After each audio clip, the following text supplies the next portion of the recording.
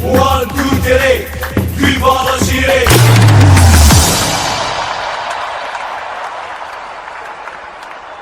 Ok, pour ce qui est de Youssef, il n'a pas besoin d'être dans une situation, même si je suis d'accord, un joueur normal, on dit un joueur normal parce que Youssef, il y a un petit côté anormal chez ce joueur-là, tout le monde le sait, depuis tout temps, c'est qu'il fait entre autres sa force.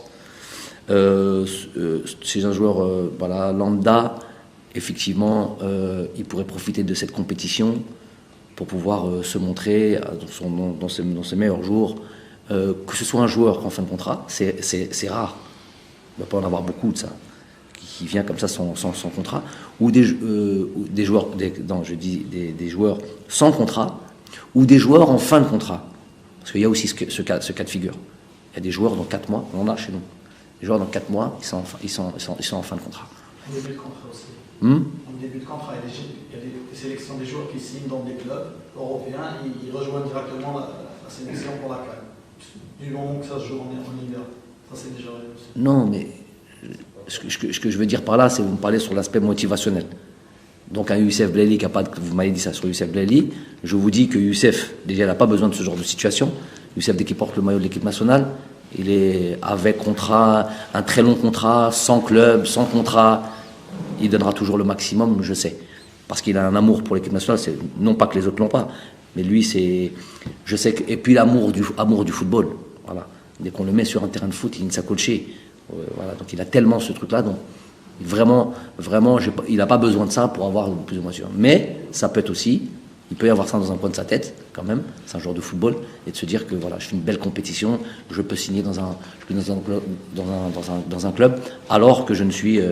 Et j'aurais pu avoir un club, une négociation avec un club sur un montant de transfert ou pas. Donc ce sera une très très très très belle affaire pour le club qui se penchera sur lui. Ce que je voulais dire par là, c'est qu'il y a aussi des joueurs en fin de contrat. C'est-à-dire juin prochain, ils sont en fin de contrat. Donc s'il y a une compétition intercontinentale qui se présente, briller dans cette compétition-là favorisera notamment la possibilité de signer dans un club dans 3 mois en tant que joueur libre. C'est ça que j'ai voulu dire. Et ensuite, non, ce qui a changé en moi, je vous dis, j'ai pas pris le temps de réfléchir. J'avance, et j'essaye de faire en sorte qu'on soit, avec cette sélection, on est arrivé peut-être en 2018 avec... J'ai la même soif, la même faim de titre, l'envie d'être en haut, l'envie qu'on respecte notre sélection. C'est pour ça que je vous ai dit que cette Pan Arab Cup aussi, on est là, tu vois, où tu as le truc qui te tient au cœur.